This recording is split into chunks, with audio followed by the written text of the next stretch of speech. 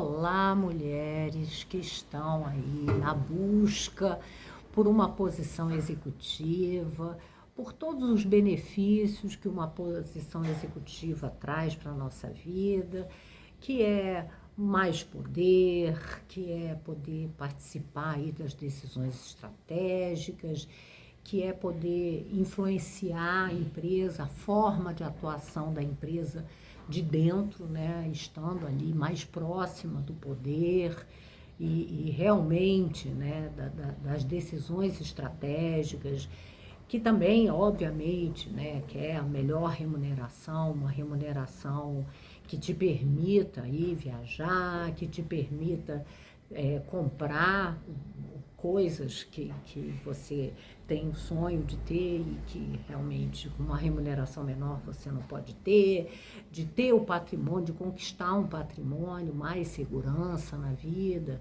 de poder realmente guardar dinheiro para ter a independência financeira no momento que isso se tornar necessário e importante, principalmente na aposentadoria, etc, etc, por inúmeros benefícios que a posição executiva traz. E um dos motivos que pode estar te deixando um pouco cética com relação a se a conta vale a pena, né? Porque a gente faz uma conta aí. Será que vai valer a pena realmente me tornar executiva ao invés de permanecer aqui nessa posição de liderança que eu já conquistei, que está ok, que é mais tranquila? Por quê? Porque eu, nessa posição de liderança que eu tenho, eu já sofro hoje do que a gente está chamando aí da síndrome de burnout. E, obviamente, quando a gente ascende, quando chega a uma posição executiva, a expectativa é que a gente tenha ainda um nível de cobrança, um nível de estresse no dia a dia, um tipo, né, de acesso aí a diversas informações da organização que vai nos tornando ainda mais ansiosas, ainda mais preocupadas com o futuro e, obviamente, mais sujeitas aí a pressões que se transformam na famosa síndrome de burnout. E eu quero conversar com vocês sobre isso, né? Eu acho, quem é um profissional hoje que atua no mercado, que pode aí afirmar categoricamente: eu não sofro de nenhuma pressão, então eu não estou perto aí ou no limiar de estar sofrendo da síndrome de burnout. Eu acho que ninguém, né, em qualquer posição hierárquica da empresa pode afirmar com tranquilidade que tem uma qualidade de vida na organização que realmente não sofra de algum tipo de estresse, de ansiedade que pode estar aí na beira de uma síndrome de burnout. Bom, em primeiro lugar, o que é essa tal de síndrome de burnout, né? É um nível de ansiedade e de estresse que leva as pessoas a desenvolverem, né, algumas questões físicas muito relevantes. Então, para algumas pessoas, ataque cardíaco, para outras pessoas, né, até a síndrome do pânico. Então, a pessoa começa a ter aquela sensação horrorosa de que não vai conseguir andar de metrô, que não vai conseguir andar bem na cidade, fica muito estressada diante de coisas simples da vida, que pode ser até andar num local, numa ponte, numa escada rolante. Então, tem aí a ver com um mal-estar geral, né? A pessoa passa a ter um mal-estar geral e fica muito alerta, uma sensação de, ao mesmo tempo, alerta e com dificuldade de responder aos desafios do dia a dia e muito ansiosa, muito estressada, nervosa, sem conseguir um bem-estar, né? Uma sensação de bem-estar em situações, em circunstâncias que ela se sentia bem e trafegava bem. A síndrome do burnout eu tentei aqui colocar de uma forma bem simples, sem usar muito jargão técnico, até porque eu não sou especialista no assunto, mas eu posso dizer, eu já tive momentos na minha carreira de ansiedade e de estar convivendo com a síndrome de burnout. Eu estava conversando com uma amiga, uma grande profissional, que eu tive a honra de trabalhar com ela, que fez parte da minha equipe durante muitos anos, uma profissional maravilhosa, incrível, e que hoje trabalha com outplacement, né, com recolocação de profissionais, principalmente de nível de liderança, executivos, e ela estava justamente falando o quanto que hoje ela tem a oportunidade de estar atendendo profissionais que estão, né, contaminados aí pela síndrome de burnout. Eu falei, bom, esse é um bom tema para a gente estar conversando nesses meus vídeos que eu troco com vocês, e eu espero que vocês se posicionem, tragam aí também a sua vivência, a sua percepção para a gente trocar, mas que obviamente eu também tive momentos na minha carreira que eu convivi com isso, com essa situação. Aí eu perguntei para ela por que as pessoas estão desenvolvendo hoje em dia a síndrome de burnout. O que está acontecendo? Aí ela falou, olha, ela pontua 2 aspectos muito importantes.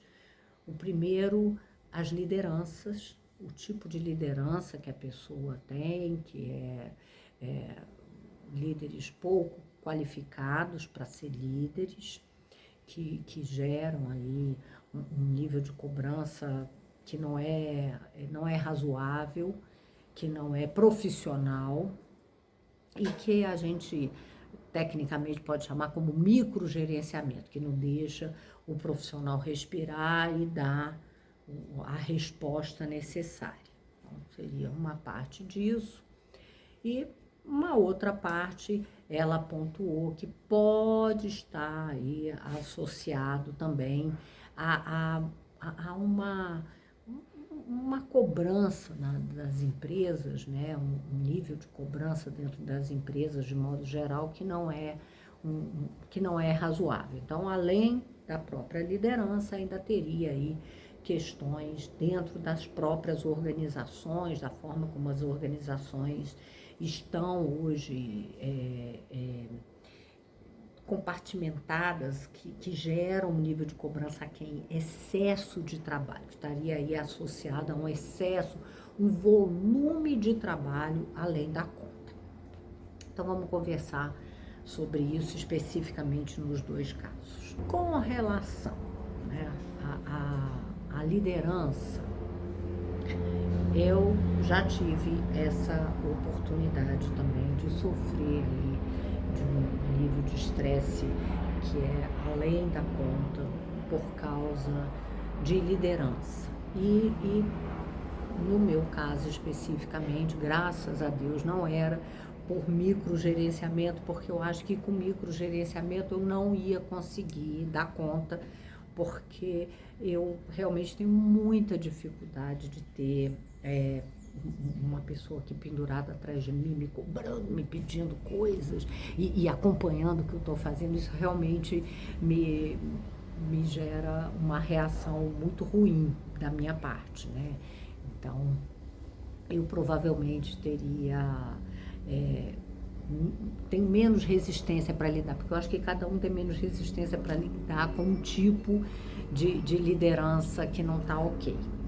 Mas eu já tive que conviver com liderança, que não dava tempo para a gente dar a resposta, né?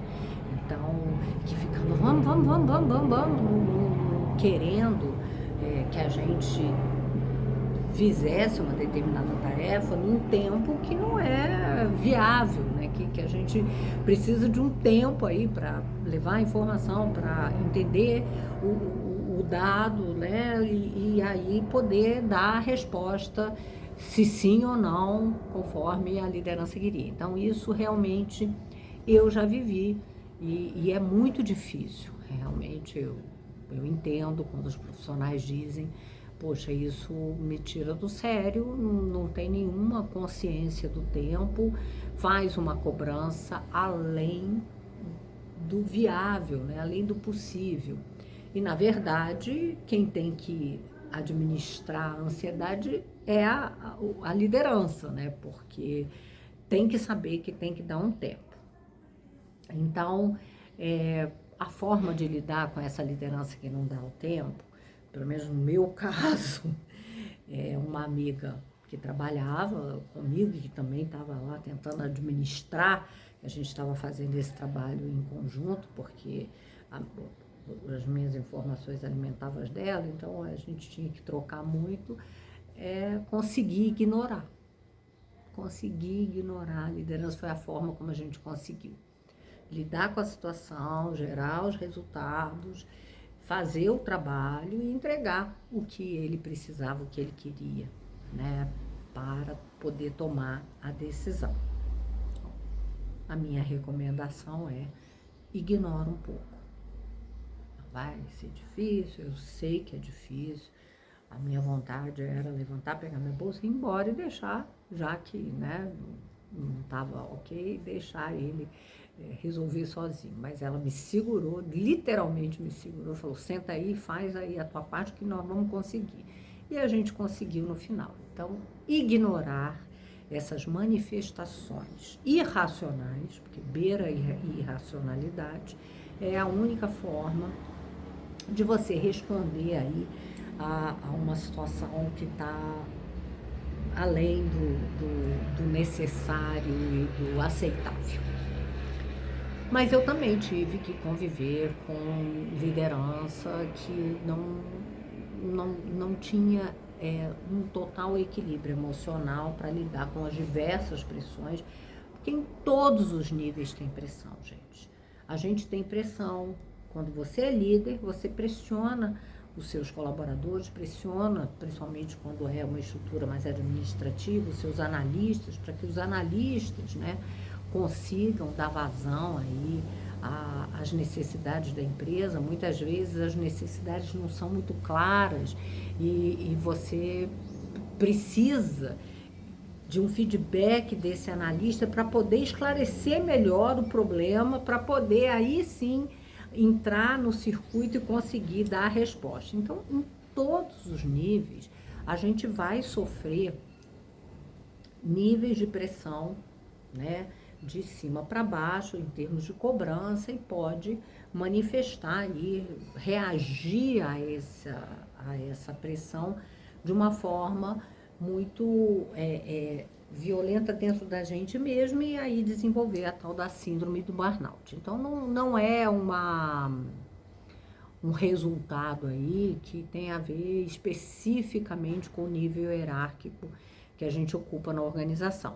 É claro que quanto mais alto, sim, a nossa responsabilidade é maior, a gente tem mais pessoas que estão ligadas a gente, então também a gente tem mais oportunidade de estar contaminando mais pessoas com o nosso estresse, com a nossa ansiedade. Então, posto isso, eu tive uma liderança que sofria muita pressão dentro do nível dela e ela trazia, né, esse desconforto, essa pressão para os seus colaboradores, e a gente vivia aí uma sobrecarga emocional muito grande, principalmente quando ele não conseguia administrar, né, essas emoções, não conseguia ter um autocontrole e acabava aí vivendo o que o Goleman chama de sequestro emocional. E o que é o sequestro emocional do Goleman, né? São aquelas situações em que a gente não consegue entender o que a gente está sentindo, né? Então, o autoconhecimento para entender o que a gente está sentindo, e a gente, é claro, acaba tendo uma manifestação emocional que vai gerar resultados contra a gente mesmo. Então, o tal do sequestro emocional é muito ruim. O exemplo que o Goleman coloca no livro dele é muito forte, é de uma moça que estava sendo... Parece que a casa foi essa... Estava sofrendo, a casa dela estava sofrendo um assalto, ela estava lá dentro, e no momento aí desse drama que ela estava vivendo, ela acabou manifestando a emoção, confrontando o assaltante, e devido a esse confronto do assaltante, ela foi violentamente assaltada no sentido de sofrer violência. Então, ela sofreu uma violência muito grande, que se ela tivesse mantido o autocontrole,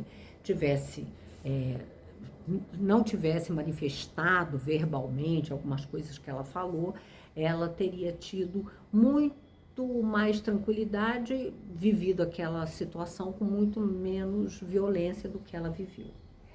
Então, ela, quando manifestou a emoção, ela não estava aí de posse do autocontrole e acabou trazendo para ela uma violência que ela não teria vivido se tivesse mantido o autocontrole. E é exatamente isso que eu acho que acontece dentro das organizações, né? A gente tem, muitas vezes, um líder que não consegue segurar aí as emoções e acaba literalmente vomitando o problema para cima dos seus colaboradores, ou até tendo manifestações físicas, né? Socando parede, socando mesa, gritando e gerando mal-estar geral. Mas quando ele tem, né, esse sequestro emocional, a liderança do líder está vendo essa manifestação emocional, e ele passa a perder muitos pontos, né, para os seus líderes também. Então, os líderes do líder começam a questionar se ele é a pessoa mais adequada, e começa a fazer cobranças para ele no sentido, tem que se controlar, tem que saber lidar com as situações e tal. E muitas vezes isso pode gerar aí uma situação definitiva, né? A perda de uma posição na empresa, ou outras coisas, ou ele pode até ser tomado aí diante de uma emoção muito grande, ter um problema físico, né? Eu já vi também, quando a pessoa tem muita manifestação, excesso de emoção, é muito tomado por esse momento de sequestro emocional, tendo problemas cardiológicos, né? A pessoa tendo necessidade de ir. Mas a influência deles, né, na nossa vida também é muito intensa, principalmente quando a gente empatiza, quando a gente entende que a pessoa está sofrendo aí uma pressão muito grande e que acaba tendo necessidade que a gente segure as pontas junto com ela, né? No meu caso era isso.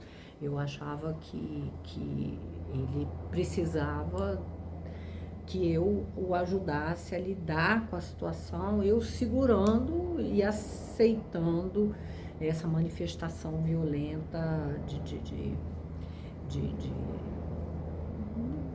de uma irracionalidade no convívio, assim, e que eu deveria estar sendo parceira, ouvindo e aceitando, sem impor ali um limite muito claro, né? É óbvio que isso tem um preço pra gente, né? A gente também, quando a gente sofre, né, essa força emocional com a gente, o nosso corpo também sofre, nosso corpo também reage, mesmo que a nossa racionalidade, que o nosso emocional se mantenha dentro aí de um padrão de normalidade, dentro da gente, a gente sabe o peso que é isso. Então, não é fácil, não é nada fácil, não é nada agradável a gente viver uma situação como essa. Como que a gente deve viver, e foi um aprendizado que eu tive, a gente deve aprender a conversar sobre limites e ajudar a pessoa. Na verdade, a gente ajuda mais a pessoa, fazendo com que ela entenda o quão mal essa explosão emocional, né, esse sequestro emocional faz para ela e para os outros que estão com ela e que são parceiros verdadeiros e que estão ali juntos para somar com ela, o quão faz mal para isso, para esse relacionamento que é bom, que é frutífero, o quanto destrói um relacionamento que é bom e é frutífero, essas manifestações, a pessoa ser tomada aí pelo sequestro emocional. Se você já viveu essas situações, tanto num caso quanto no outro, é por aí que é o caminho, né? Um é se segurar, tentar ignorar aí o excesso de cobrança e entregar, fazer suas entregas com a competência que você é capaz de entregar. E no outro é conversando, né? No período de calma, porque também ninguém é nervoso o tempo todo, porque se for nervoso o tempo todo vai morrer, né? Certamente, não vai aguentar. Ninguém sobrevive vivendo num ponto altíssimo de emoção, de sobrecarga emocional. Então, no momento de calmaria, sentar e conversar para que a pessoa entenda o quão mal isso faz para ela, né? Com uma conversa mais madura e obviamente, tentando aí trazer um padrão de relacionamento mais equilibrado. Mas um outro, né, problema que pode gerar e que gera a síndrome de burnout nas pessoas é o excesso de trabalho, né? O excesso de cobrança e excesso de trabalho, talvez mais excesso de trabalho do que excesso de cobrança. Então, vamos falar aí do excesso de trabalho. Por quê, né? Primeiro vamos entender essa questão do excesso de trabalho. Para mim, o excesso de trabalho tem muito a ver com esses processos que a gente teve aí de reengenharia, né, que começou na década de 90 e que levou aí as empresas a estarem enxugando muito, né, fazendo o tal do downsizing para garantir aí a perpetuação da empresa. E nos dias de hoje a gente vê grandes empresas vivendo não só, né, a questão da reengenharia, simplificação dos processos, que aí era inteligente, mas vivendo essas questões aí de downsizing devido a tomadas de decisões ruins, né? Então, a empresa acreditou num determinado projeto e tal, e aí inchou a estrutura, e aí, de repente, tem a necessidade, o projeto não anda, os resultados não vêm, necessidade de fazer um enxugamento, e nunca faz um enxugamento racional, né? Faz um enxugamento muito radical e diminui muito a estrutura para voltar a ter os resultados pretendidos. Então, realmente existem momentos que a gente tem uma sobrecarga de trabalho muito grande. E isso não depende só de ser empresa pública ou privada, né? Porque eu vou falar sobre sobrecarga de trabalho, nos dois casos, que em algumas pessoas pode gerar um burnout pela sensação até de autocobrança muito grande. Esse é um fator importante que a gente tem algum controle. Porque quando é o controle por outras pessoas, a gente não tem controle, a gente não consegue controlar, né? Quando é excesso de cobrança de outra pessoa, a gente não consegue controlar a outra pessoa. Mas quando é excesso de cobrança nossa, a gente ainda pode ter uma ingerência. Vamos conversar um pouquinho sobre isso. Então, no setor privado, o que muitas vezes acontece, aí vem esse monte de demissão, e aí isso começa a gerar uma sensação de insegurança geral, né? E aumenta muito o murmurinho dentro da organização, as fofocas, né? Quem vai ser, quantas pessoas, eu ouvi falar. Então, A minha recomendação é se afaste das fofocas. A gente nunca sabe, de fato, quantas pessoas vão ser, quando vai ser, quando a gente está quando a decisão, mesmo quando a decisão é no nível executivo, né? Você é um diretor, você não sabe direito. E as outras pessoas menos ainda sabem, né?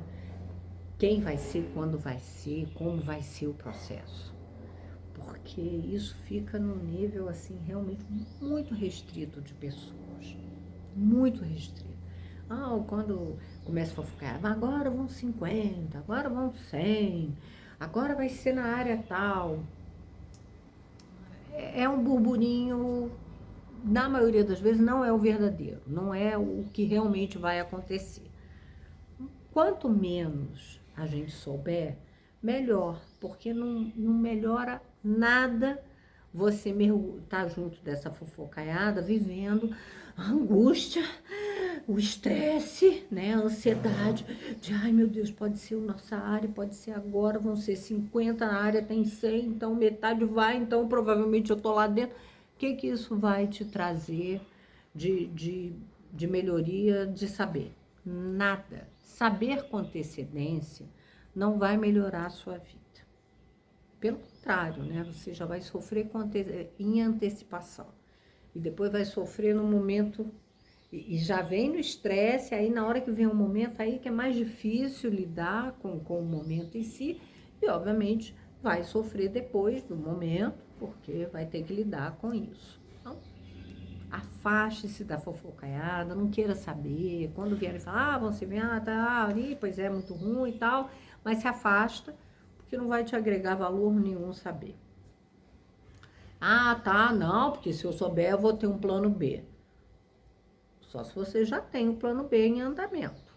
Porque na hora que você está vivendo lá, né, essa angústia, você não consegue estabelecer um plano B, eu vou fazer isso, não. Por exemplo, eu sempre tentei ter o meu plano B. Qual era o meu plano B? Eu sempre dava aula em diversas instituições acadêmicas, aí, buscando justamente não ficar sem uma atividade, porque eu acho que uma das coisas que a gente sente falta não é só da posição, não é só da remuneração, óbvio que tudo isso é importantíssimo, não estou falando que não é tudo importantíssimo. Mas quando, por exemplo, você tem, você dá aula, no meu caso, né, que sempre amei dar aula, dar treinamentos e tal, uma coisa que me motiva, eu tinha ainda a questão de estar sempre muito atualizada, conversando com os alunos sobre os problemas. Então, é uma troca muito rica. Então, a gente tem uma compensação, né? Tem a perda muito grande, uma perda muito dolorosa, mas tem aí a compensação de estar, no meu caso, né, com os alunos e tal, desenvolvendo junto com eles, e era o meu plano B para não... Porque eu acho que a pior coisa é sair para o nada, né? Então, eu estou aqui e saio para o nada. Porque a partir do momento, né, que a gente tem esse novo mundo aí, que foi aberto na década de 90, a reengenharia dos processos, as pessoas não são mais demitidas porque elas surtaram, porque elas foram incompetentes, porque elas não trouxeram resultado para a empresa. Porque antigamente, no mundo que os baby boomers viveram mais, né? Eu já vivi nesse mundo empresarial mais da geração X. No mundo lá dos baby boomers, a pessoa entrava na empresa, né? E tempo de casa era posição, então a pessoa se mantinha lá e ia até se aposentar. Quando veio aí essa mudança na década de 90, o termo era empregabilidade. Então, a pessoa, para ser empregável, né? Ela estava naquela organização, mas ela não era aquela organização, né? Ela fazia parte ali, mas ela estava trabalhando para ter a empregabilidade dela. Então, se ela saísse da empresa, ela iria para outro lugar. E muitas vezes, mesmo quando era demitida, a pessoa era altamente competente, tinha as melhores avaliações dentro da organização, mas a organização fazia uma reestruturação e acabava com uma área, acabava com um projeto. Então, realmente, a pessoa sobrava porque ela não poderia ir para uma outra área, porque ela não tinha, ela era competente, mas não tinha o conhecimento necessário para assumir uma outra área dentro da organização. Então, nesse caso, né, do excesso de trabalho devido a essas reengenharias, essa mudança na empresa, o que eu acho que o profissional tem que entender é, realmente é muito difícil. Realmente, em qualquer trabalho, eu tive essa experiência no setor público, a gente tem momentos de muita sobrecarga, de uma cobrança e de uma responsabilidade. Eu acho que, por exemplo, no meu caso, no setor público, o que me contaminava mais era o excesso de responsabilidade que a gente tinha que dar resposta com o nosso trabalho. E como a estrutura é sempre muito enxuta, você tem muita dificuldade aí de ter uma infraestrutura de trabalho muito boa para te apoiar, então você acabava tendo que assumir diversas atividades ao mesmo tempo, nem sempre atividades que a gente gosta de fazer, que é um outro problema, né? Porque você pode ter excesso de trabalho, mas um trabalho que te motiva e tal. Então você vai com toda a garra, mas tem vezes que o excesso de trabalho é de atividade que a gente não gosta de fazer. Aí é que mora o perigo e que nos consome mais. É literalmente um consumo de energia, né? A gente se sente, né? Que é o outro lado da síndrome de burnout, que é o consumo de energia. E quando a gente aí manifesta uma síndrome de burnout, né, diante aí de excesso de cobrança de fora, e as nossas cobranças mesmo, né, e uma falta de realização com o trabalho, que junta tudo isso, né, gente, lá no bolo. O que acontece? A gente se torna meio negativo. A gente começa a ver um monte de problema que a situação pode ter, até porque a gente está lá vivendo a situação de uma forma mais negativa, que a gente está fazendo um monte de coisa que a gente não quer fazer. Então, eu me lembro que eu estava numa situação como essa e aí eu fui chamada a atenção pelo meu líder. Ele me fez ver uma coisa bacana, né, que eu quero passar como grande aprendizado aqui, quando a gente está diante disso, que aí a gente se torna negativo, começa a ver um monte de problema. E ele chegou para mim e falou: eu te entendo, você é uma pessoa que tem uma força danada, que tem um positivismo, que é capaz de encontrar soluções para os problemas. E aí, quando a gente tem esse tipo de desafio, você entra num processo para dentro, fica extremamente negativo. O que eu posso dizer é: vamos ter problemas. É certo que nós vamos ter problema, mas nós seremos capazes e somos competentes para resolver o problema quando ele vier. Então, ao invés de ficar planejando o problema, vamos planejar aqui as nossas ações, vamos fazer o que a gente é capaz de fazer aqui, que quando o problema vier, a gente resolve. Gente, isso foi muito transformador na minha vida. E eu espero que seja transformador na vida de vocês. É isso. Quando o problema vier, a gente resolve. A gente será capaz de resolver. E se a gente não resolver, o problema está resolvido. Não é? Porque problemas que a gente não é capaz de resolver, está resolvido. Ele vai continuar ali, latente. Nós vamos ter que cuidar de outras coisas e dar conta das outras coisas. Então, essa é uma forma de lidar aí com o excesso de cobrança da gente mesmo, excesso de trabalho que não faz a gente raciocinar, ter um trabalho que a gente não gosta de fazer, porque é isso, a atividade que a gente não gosta de fazer, quando a gente faz, é como se a gente tivesse trabalhado o triplo. Eu me senti assim, ó, exaurida, porque fazer coisa que a gente não gosta é muito ruim, não tem um retorno, né? A energia não retorna, ela vai com a atividade ruim que a gente tem que fazer. Mas eu achei um aprendizado muito bacana esse dele, né? Da gente aprender a não ver problema e saber que aquilo vai passar, né? Que é temporário aquele excesso ali. Mas existem outras situações que é um excesso de trabalho, um nível de excesso de trabalho permanente, assim, né? E para excesso de trabalho permanente, eu acho que só tem uma solução. A gente parar, pensar em como transformar aquele nível de trabalho permanente numa entrega mais inteligente. Depende da gente. A gente tem que mudar o processo de alguma forma. A gente tem que encontrar uma forma, né, mais inteligente de tirar algumas atividades da gente mesmo, ou através de delegação, ou através de melhoria no sistema de informação para a máquina fazer algumas atividades, ou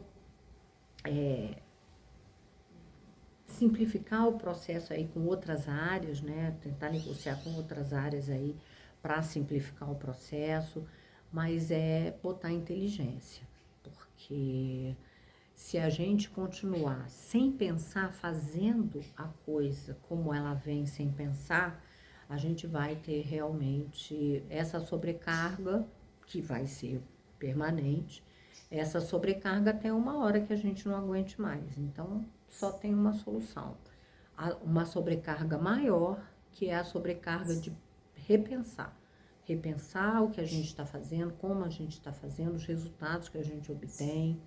Se não tem uma forma mais inteligente de fazer aquilo, de fazer aquela entrega, então, para e pensa, respira, para e pensa e repensa esse processo aí, redesenha ele, verifica a possibilidade de usar uma outra ferramenta, investiga, pesquisa no mercado, vai demandar uma proatividade da sua parte para resolver o problema. Eu sei que quando a gente está próxima ou vivendo a síndrome de burnout, a gente não tem energia para isso.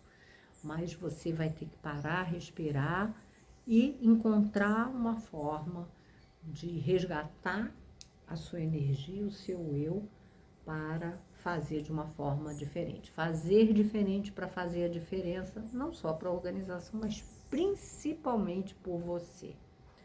Porque viver na síndrome de burnout, viver em sofrimento no trabalho é muito ruim, porque, vamos e convenhamos, principalmente quando a gente está trabalhando muito, são 10 horas aí por dia, né?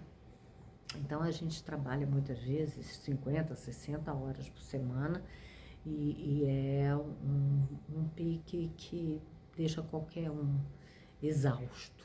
E aí, a exaustão física leva a uma exaustão emocional e uma incapacidade de lidar com os desafios. Então, quem nunca viveu um nível de estresse acima da possibilidade real de lidar com ele e que se transforma na síndrome de burnout no trabalho, que se manifeste e diga: eu sou realmente um privilegiado, que eu não tenho um excesso de cobrança. Porque mesmo o empreendedor, e talvez principalmente o empreendedor, ele vive momentos de muito estresse, quando tem entregas e tal. Só que ele tá lá, ele é o dono da empresa, então ele muitas vezes manifesta ali, né? Ele tem outros subterfúgios para lidar com a sobrecarga emocional, mas a gente vê muito empreendedor com problema familiar, porque ele despeja na família o excesso de emoção que está guardado ali, né? Ele ou despeja na própria saúde, ou despeja de uma forma saindo aí como dizia lá no desenho, saída pela esquerda, usando aí qualquer tipo de medicação, né, se transformando aí no uso de álcool excessivo, ou outro tipo de droga, né, que pode realmente levar a pessoa para outros problemas emocionais e físicos muito sérios. Se você está vivendo esse momento, para e pensa comigo, pensa aí nessas pequenas dicas aí de solução que podem melhorar a sua vida e saiba que tudo na vida tem solução. Se a tua maior angústia é perder o emprego,